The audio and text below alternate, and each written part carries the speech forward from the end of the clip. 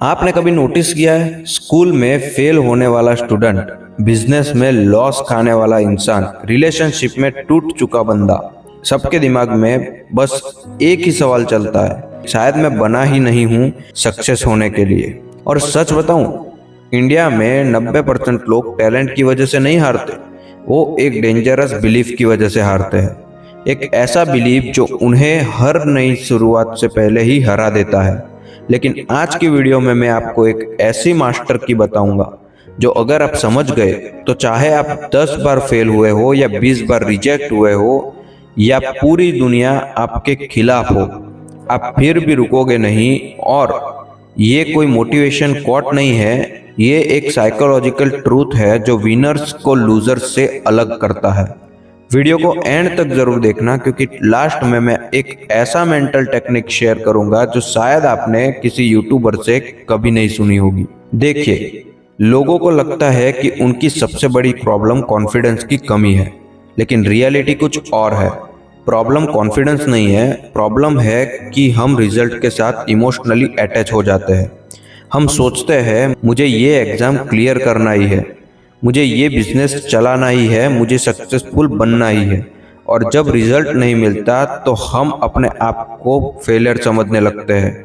यही सबसे बड़ा ट्रैप है। आप फेल नहीं हुए, आपका अटेम्प्ट फेल हुआ। दोनों में जमीन आसमान का डिफरेंस है।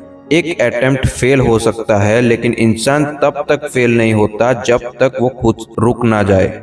मैं आपसे एक इंटरेस्टिंग सवाल पूछता हूँ। अगर एक आदमी 100 बार गिरता है और 101वीं बार जीत जाता है तो लोग उसे क्या बोलते हैं? लकी? नहीं, सक्सेसफुल। लेकिन वही आदमी अगर 99वीं बार रुक जाता है तो दुनिया उसे फेलियर बोलती है। ध्यान से समझिए, 99 फेलियर और 100 फेलियर्स में सिर्फ एक अटेम्प्ट का डिफरेंस था, लेकिन लाइफ का रिजल्ट पूरी तरह अलग हो गया। इसका मतलब क्या हुआ? सक्सेस और फेलियर के बीच का गैप टैलेंट का नहीं, परसिस्टेंस का है। और इसीलिए बहुत बार एवरेज लोग एक्स्ट्रा ऑर्डिनरी रिजल्ट ले आते हैं, क्योंकि उन्होंने एक काम किया, वो गेम में बने रहे, जबकि टैलेंटेड लोग बीच में क्वाइट कर गए। अब आती है वो मास्टर की। आज के बाद इस लाइन को याद रखना, मैं जीतने का प्रॉमिस नहीं करता, मैं क्वाइट ना करने का प्रॉमिस करता हूँ। ये लाइन सिंपल लगती है, लेकिन इसमें बहुत बड़ी पावर छुपी है। क्योंकि जीतना आपको कंट्रोल में रहे क्योंकि जीतना आपके कंट्रोल में नहीं है। मार्केट कंट्रोल में नहीं, लोग कंट्रोल में नहीं, टाइमिंग कंट्रोल में नहीं, लेकिन एक चीज कंट्रोल में है, आपका डिसीजन, आपका एक्शन, आपका कमबैक। जिस दिन आप क्वाइट करने का ऑप्शन डिलीट कर देते हो, उस दिन से आप मेंटली डेंजरस बन जाते हो। अब सवाल है कि माइंडसेट को प्रैक्टिकल लाइफ में कैसे लाए? बहुत सिंपल, खुद से छोटे प्रॉमिसेस करो और उन्हें निभाओ। रोज 20 मिनट पढ़ना है, पढ़ो। रोज एक्सरसाइज करनी है, करो। रोज स्किल प्रैक्टिस करनी है, करो, चाहे मूड हो या ना हो। क्योंकि सेल्फ कॉन्फिडेंस स्पीचेस सुनने से नहीं बनता, सेल्फ कॉन्फिडेंस एविडेंस से बनता है।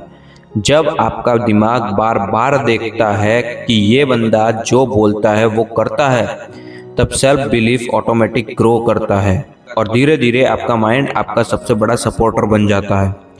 अब मैं आपको एक ऐसी टेक्निक बताता हूँ जो बहुत कम लोग शेयर करते हैं। हर रात सोने से पहले एक नोटबुक निकालिए और सिर्फ एक क्वेश्चन लिखिए, आज मैं क्वाइट करने का कितना रेजिस्टेंस दिखाया। ध्यान दीजिए, क्वेश्चन ये नहीं है कि आज मैंने कितना अचीव किया, क्वेश्चन है आज मैंने कितने बार गिव अप करने के बावजूद कंटिन्यू किया। क्योंकि लाइफ में ग्रेटनेस अचीवमेंट से पहले रेजिस्टेंस से बनती है। जिस दिन आप रेजिस्टेंस को सेलिब्रेट करना शुरू कर देते हो, उस दिन फेलियर का डर खत्म होने लगता है। और ये एक हिडन साइकोलॉजिकल हैक है। मोस्ट पीपल रिजल्ट ट्रैक करते हैं, चैंपियंस रेजिलियंस ट्रैक करते हैं। इसी वजह से वो मेंटली स्ट्रॉन्गर बनते चले जाते हैं। अब मैं आपसे एक चैलेंज चाहता हूँ, अगले 30 दिन के लिए एक गोल चूज कीजिए, कोई भी गोल, फिटनेस, स्टडी, बिजनेस, स्किल, कुछ भी। और सिर्फ एक रूल रखिए, नो जीरो डे। मतलब हर दिन उस गोल के लिए कुछ ना कुछ एक्शन जरूर लेना है, चाहे सिर्फ 5 मिनट ही क्यों ना हो। और अगर आप ये चैलेंज एक्सेप्ट करते हो तो कमेंट सेक्शन में लिखिए आई डोंट क्वाइट। मैं देखना चाहता हूँ कितने लोग सच में अपनी लाइफ चेंज करना चाहते हैं। रेडी है?